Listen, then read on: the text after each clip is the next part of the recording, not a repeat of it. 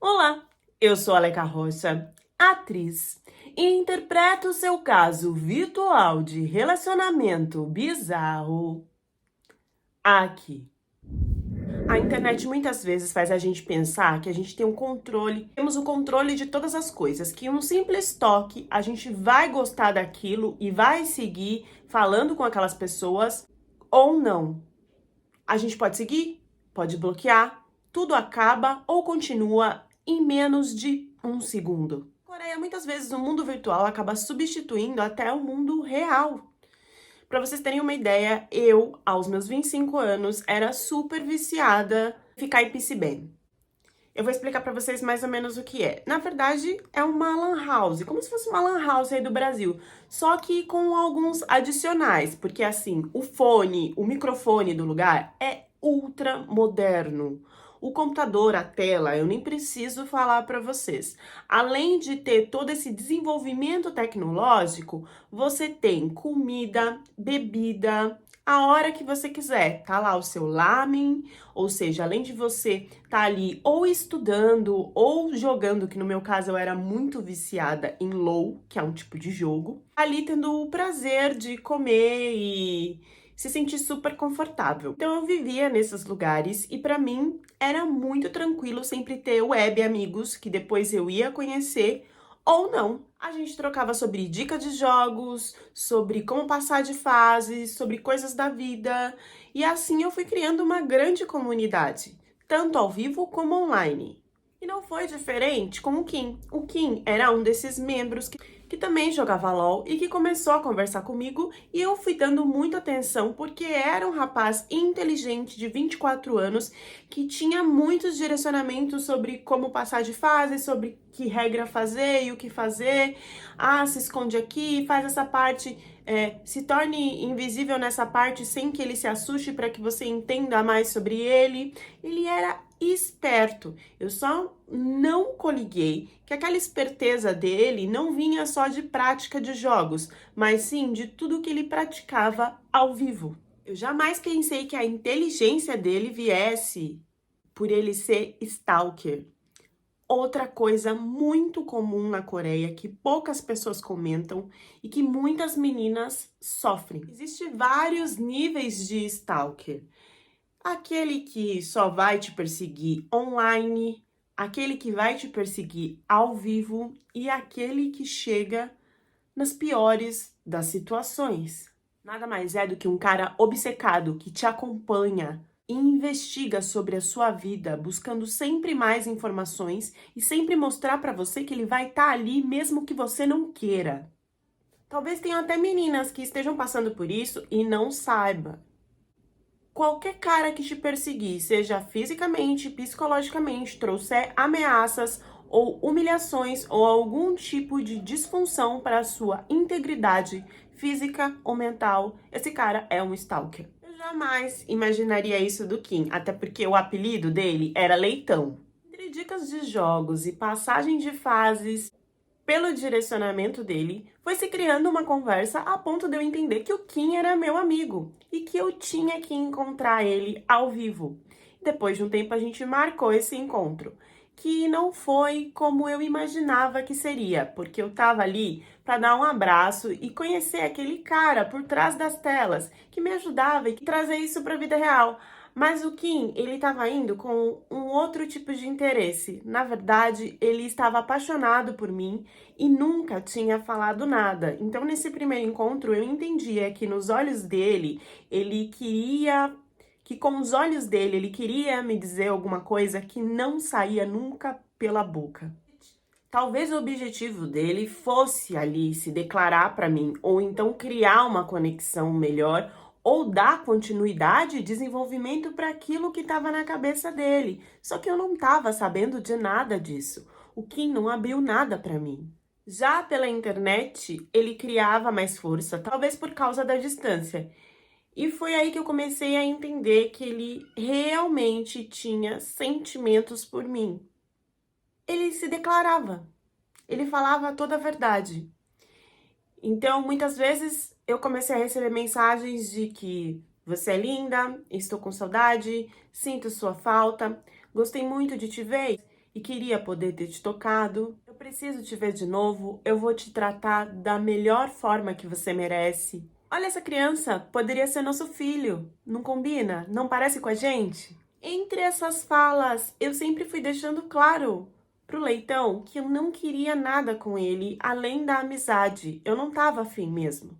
Mas cada vez que eu negava, e eu negava de uma forma muito educada, carinhosa e atenciosa, como eu era com todo mundo, ele não entendia, e eu não entendia porque que ele não estava entendendo. E só piorava, porque ele começava a me tratar como se eu fosse uma namorada e a me cobrar coisas que eu não precisava responder pra ele, do tipo, você vai sair hoje? Você vai sair com algum homem? Você tá conversando com algum amigo que é homem? Por que que você não está me respondendo rápido?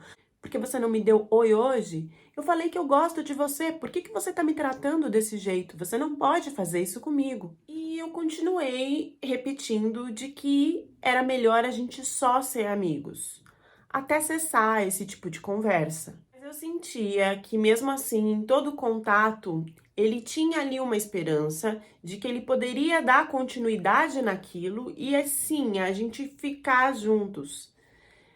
Eu achei que poderia ser uma carência.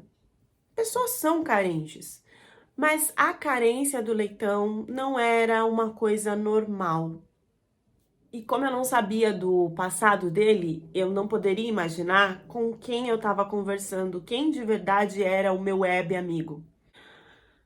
Ele já não tinha mais nenhum amigo, e sim ex-amigos que vinham com histórias bizarras, da qual, se eu soubesse, eu nem tinha respondido o primeiro oi.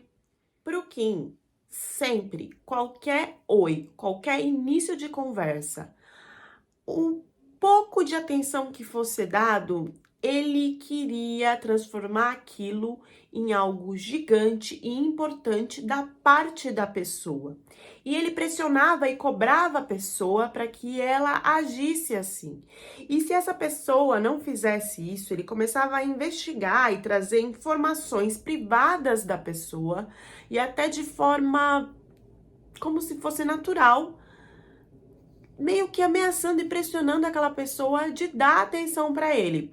Por exemplo, do nada ele conversando com um cara que era um conhecido para virar amigo, ele soltava: "Ah, você mora na rua tal, tal, tal, número tal, endereço tal. Eu tô indo aí pra gente passar uma noite de gamers juntos", sendo que o cara não tinha passado o endereço para ele e eles não eram amigos íntimos a esse ponto. Um sinal foi levantado comigo. Se eu conhecesse os ex-amigos dele, eu já saberia.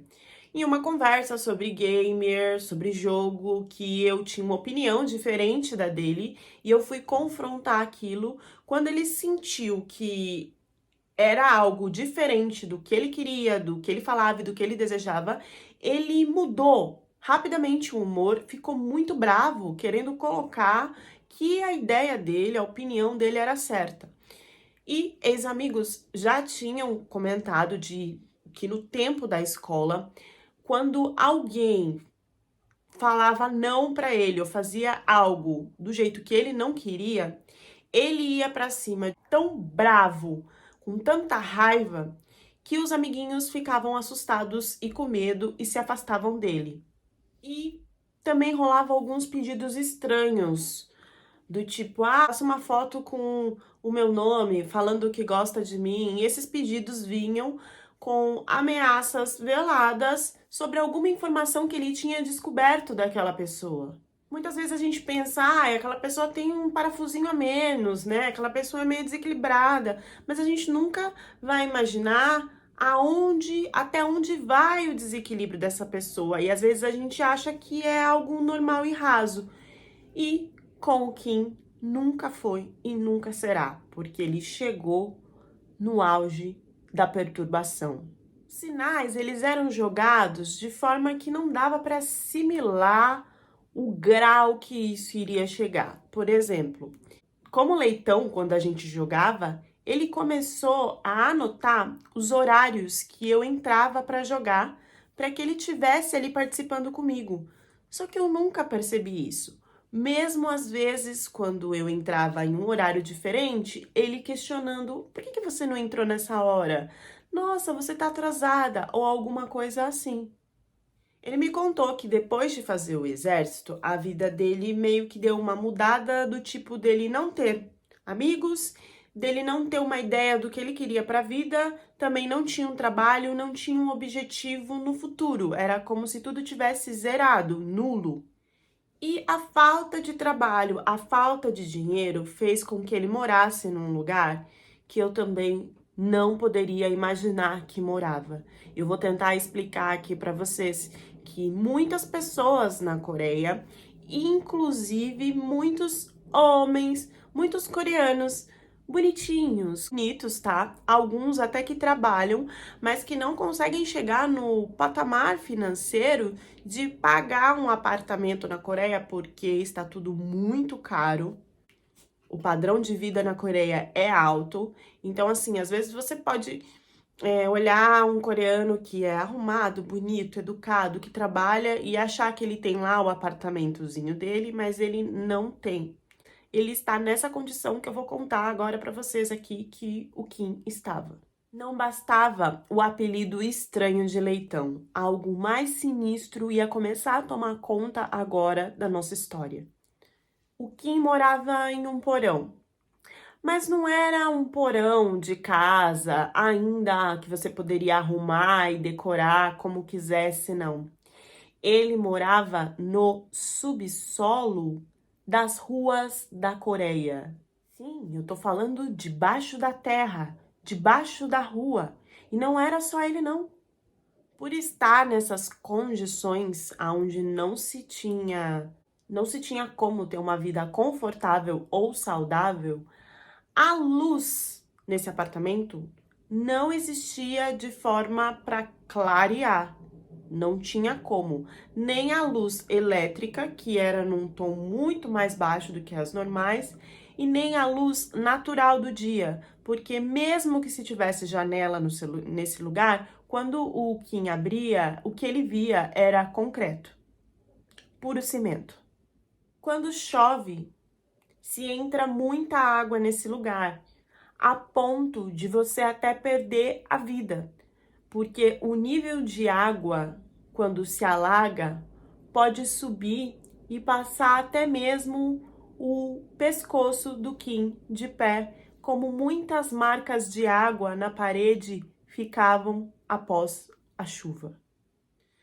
Não se tinha como se arejar, como se respirar. Então, o cheiro de mofo era muito forte. As paredes também mofadas, não tinha muito o que ficar pintando, porque a umidade e a falta de refrigeração no lugar não poderia trazer um outro ambiente. Pessoas que passavam na rua nem se lembravam dessas pessoas que viviam nessas condições. Então, tudo que se era jogado para que caísse por ali, acabava ficando na casa da pessoa, bitucas de cigarro e etc. Tudo era muito pequeno, fechado, tinha que se ficar encurvado, e uma das piores questões era o banheiro, por se estar a meio metro do chão, que trazia ali toda uma dificuldade na hora de se fazer as necessidades, as higienes pessoais. Lá, ninguém entende quando é dia e quando é noite. E às vezes, a maioria das pessoas também não querem saber. É como se o tempo passasse muito mais rápido e se perdesse naquilo que não se tem desejo de querer sentir. E eu repito, a gente não pode saber nada disso antes do primeiro oi. E eu também não sabia. Já que ele não tinha tantas condições financeiras, como que ele ainda poderia estar nessa lan house, que, querendo ou não, era muito barata, tá? Era um preço bem acessível, mas tinha que se pagar. Então, muita parte desse tempo, ele estava em uma lan house que o ex-chefe dele disponibilizava para ele, deixava ele entrar. Porque ele tinha pena e tinha mandado ele embora e achava que essa era uma forma de ajudar o Kim. O Kim tentou algumas vezes também voltar para esse trabalho desse ex-chefe e não foi possível, e ele acabou sendo desconectado totalmente, até mesmo da lan house, depois de um tempo, por causa que o chefe, de um dia para o outro, olhando e fazendo a contabilidade do seu mercadinho, da lan house, de tudo, ele percebeu que estava faltando dinheiro. E ele mesmo que trabalhava lá para economizar. E ele não iria roubar o próprio dinheiro. Ele decidiu olhar as câmeras e no que ele foi olhar, ele viu o Kim pegando coisas, pegando dinheiro. E ele só exigiu que o Kim saísse e nunca mais voltasse a participar da Lan House. Ele não denunciou, como a gente já sabe em outras histórias da Coreia, não foi diferente comigo. O ex-chefe do Kim tinha aquela ideia de que ele não queria queimar o futuro, que o garoto tinha todo um caminho pela frente, que isso só era um momento difícil que ele estava passando, então que se ele denunciasse, ele ia prejudicar a vida daquele pobre garoto. Dessa forma, ele acabou dando força, na verdade, para que o pobre garoto entendesse que de roubo ele poderia, então, ir para coisas piores, já que ele não estava sendo julgado por isso, já que ele não estava sendo castigado por isso. Antes de me conhecer, o Kim não parou roubando só dinheiro de lan house. Pelo contrário, ele teve a ideia, depois de observar alguns banheiros, que seria possível colocar algumas câmeras no banheiro feminino para que ele pudesse assistir tudo que as meninas faziam lá dentro. E ele fez. E foi pego, mas não preso. Ainda antes de mim, o Kim também teve interesse por uma outra menina que ele também conversava online, mas dessa vez ele não parou e não foi tão educado como ele foi comigo. Na verdade, ele perseguiu e perseguiu essa menina, tanto ao vivo como online, a ponto de chegar a mandar mensagens para ela, gemer e com tons de e com palavras a todo momento, até ela cansar e denunciar ele. Mais uma vez, o Kim não foi preso.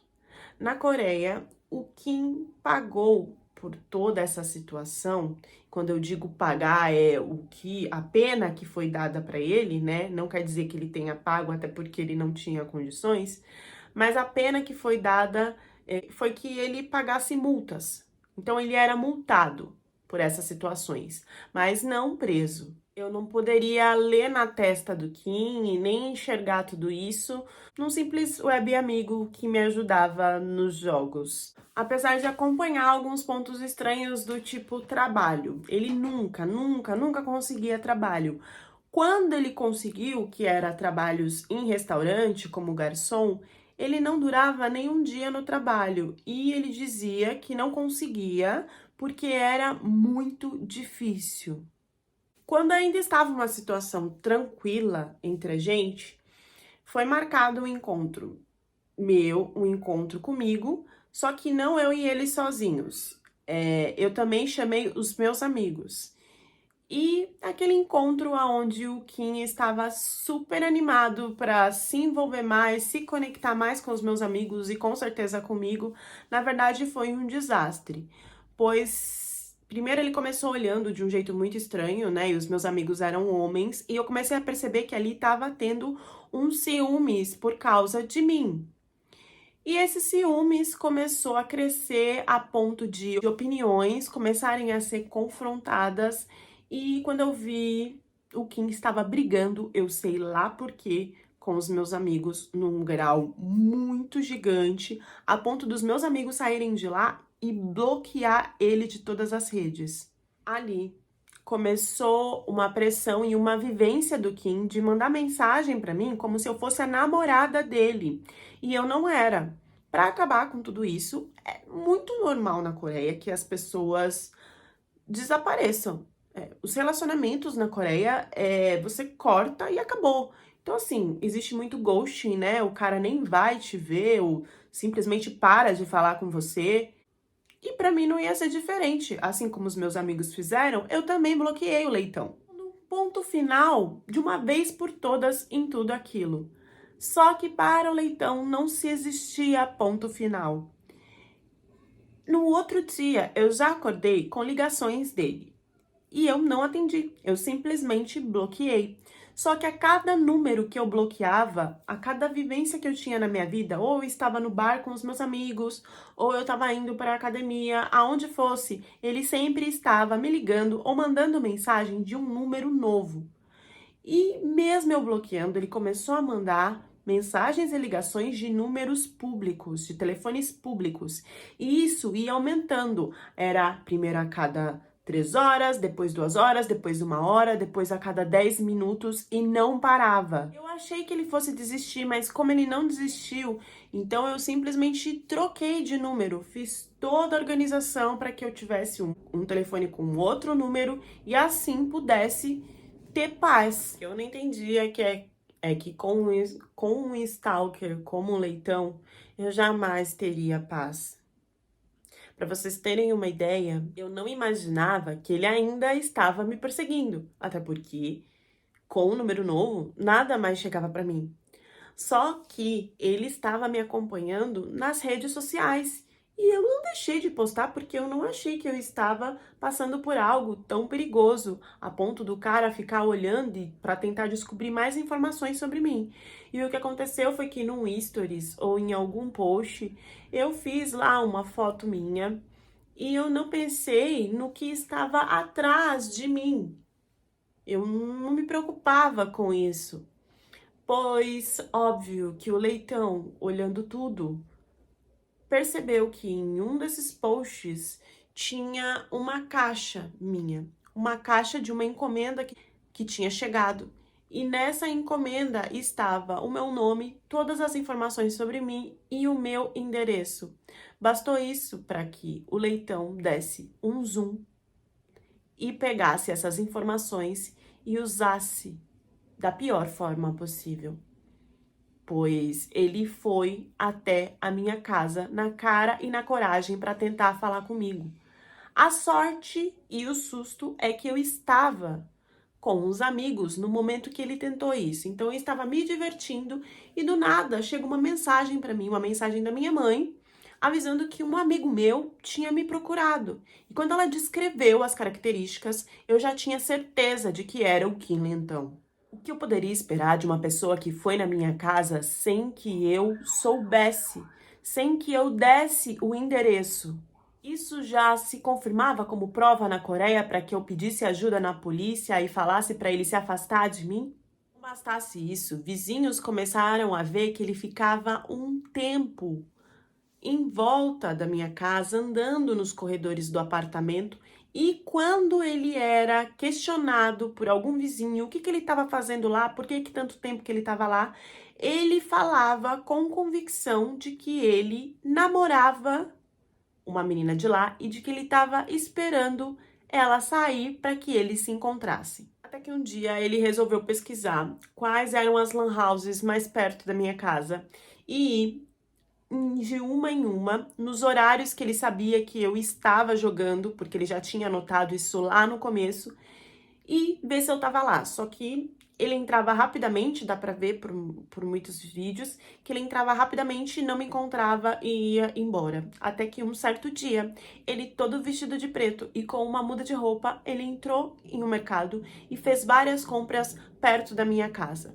Não bastando isso, ele colocou uma máscara e meio que para forjar a identidade dele, pegou um pacote como se ele fosse um entregador e foi até a minha casa no objetivo de falar comigo. Assim ele disse. Chegando lá, ele bateu na porta da minha casa e falou que era um entregador, que tinha um pacote. Quem atendeu foi a minha irmã, só que ela não abriu a porta. Ela falou que ele podia deixar o pacote lá, que depois ela pegava. Já era costume da gente fazer isso. E ele falou, tudo bem, deixou o pacote lá. E ao invés de ir embora, ele andou até o fim do corredor e ficou no fim do corredor esperando. Agora vocês imaginem esperando o quê? Óbvio que a minha irmã sair. Mas para quê? O que ele tinha comprado tanto no mercado? Pois bem, Quando a minha irmã abriu para pegar o pacote, o Kim saiu desesperado, correndo e entrou na nossa casa. Ele foi tão rápido que a minha irmã não teve tempo de não deixar que ele entrasse. Ele não só fez isso, como ele fechou a porta. E aí sim, ele mostrou por que ele tinha ido no supermercado comprar um monte de coisa antes.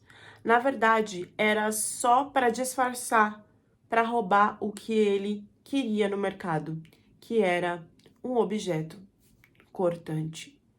O Kim fez tudo isso para conseguir falar comigo, só que ele só encontrou a minha irmã. E ele não pensou em nenhum minuto. E na cabeça dele, a melhor forma de resolver isso e me esperar era acabando com a vida dela. E assim ele fez. Ele acabou com a vida da minha irmã e ficou mais ou menos de umas 4 ou 6 horas com ela lá dentro da nossa casa, me esperando. Só à noite ele ouviu um barulho da porta e entendeu que então era eu chegando. Só que na verdade era minha mãe. E ele, novamente, acabou com a vida de mais um membro da minha família, agora minha mãe. E aí ele ficou dentro da casa com os 2 corpos, me esperando. E mais ou menos depois de 1 hora, quando eu cheguei, que eu abri a porta, tava tudo escuro, e em uma rápida movimentação, ele não me deu tempo nem de questionar o que estava acontecendo e acabou também com a minha vida. Após acabar com a vida dela, da irmã e da mãe, o Kim tranquilamente pegou o celular dela, pegou os contatos dos amigos dela, bloqueou todos no celular dele, apagou todas as mensagens no bate-papo KKK, que era por onde eles conversavam, que é tipo um WhatsApp lá na Coreia.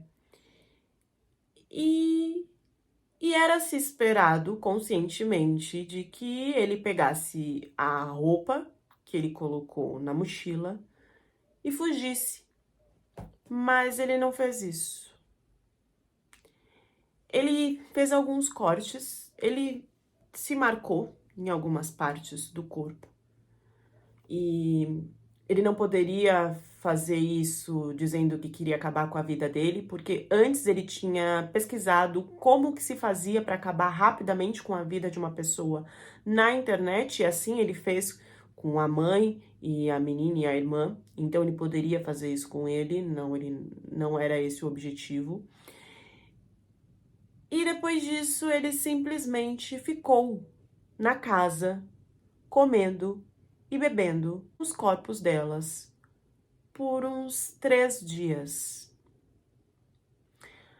Tudo só foi descoberto porque os amigos mandavam mensagem para ela e a mensagem não chegava, como se tinha um aniversário depois de 3 dias e ela tinha super confirmado que ia e ela não foi. Eles resolveram então ir até a casa para ver o que estava acontecendo. E batendo na porta, chamando, ninguém atendia. Eles foram então até a polícia e a polícia desvendou o caso pelos celulares, descobrindo que a localização dos 3 celulares delas davam dentro da casa. Quando eles entraram, o Kim estava lá, comendo, bebendo, vivendo. O Kim ainda quis se explicar de que, na verdade, ele só queria conversar com ela com o objetivo de vingança por ela ter bloqueado ele, que tudo isso culminou por ela ter bloqueado ele. O advogado do Kim ainda tentou falar que não tinha sido nada premeditado e que na verdade ele só acabou com a vida da mãe e da irmã porque ela não estava lá, que seria só premeditado acabar com a vida dela, como se isso diminuísse tudo que foi feito. Como vocês já sabem, se já escutaram os outros casos aqui da Coreia, Vocês sabem como que funciona a lei lá, por isso que a família se esforçou muito para que ele tivesse pego, a pena que acabam com a vida dele, porque aí desse jeito ele não poderia pegar condicional, porque todo mundo que pega condicional na Coreia acaba vivendo isso livre, né? E eles não queriam. Então ele pegou sim uma pena máxima, mas não a de acabar com a vida. Então, o confronto da família e de todo mundo até hoje é para que ele não saia, para que ele não pegue nenhum tipo de condicional. O caso virou um, um auê na Coreia, tanto que ele é um dos poucos que divulgaram a foto. É proibido que se divulgue a foto do criminoso, mesmo com todos os horrores que o cara faça. No caso dele, por muita pressão, muita exigência, os juízes decidiram divulgar a foto. Então a gente fica aqui com a foto do Kim, o leitão em jogos de gamers. Eu deixo um questionamento para vocês. Até onde a gente deve se arriscar? Até onde vai o risco de conversar com uma pessoa online do qual você não imagina o que já passou e como realmente é? Isso diminui quando a gente conhece alguém ao vivo? Deixem as reflexões de vocês nos comentários e até a próxima história do canal.